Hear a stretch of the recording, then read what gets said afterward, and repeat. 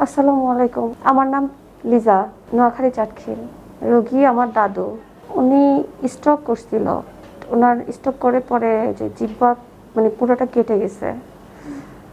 এই পরে চাটখিল হসপিটালে ভর্তি দিছিলাম আমরা, ওখান থেকে ওনাকে করে দিছে, অ্যাডমিট করে এখানে পাঠাইছে স্যারের কাছে। পরে স্যারের ট্রিটমেন্টে দাদু আলহামদুলিল্লাহ ভালো। আমার দাদুও সন্তুষ্ট, আমরাও সন্তুষ্ট। স্ট্রোক করার পরে তো আমার দাদু একদমই ক্রিটিক্যাল অবস্থা ছিল। এখানে প্রায় 14 দিনের মতো অ্যাডমিট ছিল এই হসপিটালে। এই স্যারের চেষ্টা বা স্যারের চিকিৎসায় আলহামদুলিল্লাহ দাদু এখন পুরোপুরি ভালো আছে। স্ট্রোক করার পর ওনার আচরণ মানে একটু একটু ছিল, কাউকে চিনতো না, করতো না।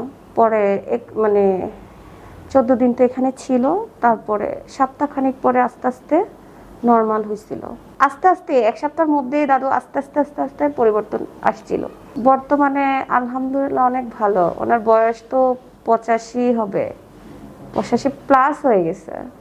ঠিক আছে, কিন্তু স্যারের ভালো। আবার মাঝখানে একটু হাঁটতে পারে নাই, পরে তাও এই যে বেশি দিন হয় নাই, প্রায় 3 মাস হয়েছে আসছে যে, তখন ওই যে হাঁটুতে একটা ইনজেকশন দিছিল স্যার। এখন নিজে নিজে হাঁটতে পারে, বাথরুমে যাইতে পারে, নিজে নামাজ পড়তে পারে। জি জি আলহামদুলিল্লাহ সব দিকে ডায়াবেটিস কন্ট্রোল, প্রেশার সবকিছু ঠিক আছে। উনি তো অনেক ভালো চিকিৎসা দেয়, আমরা ওনার চিকিৎসায় সন্তুষ্ট, এটাই। জি জি, আমরা তো আজকে 7 বছর থেকে স্যারের সাথে স্যারের ট্রিটমেন্ট নিচ্ছি।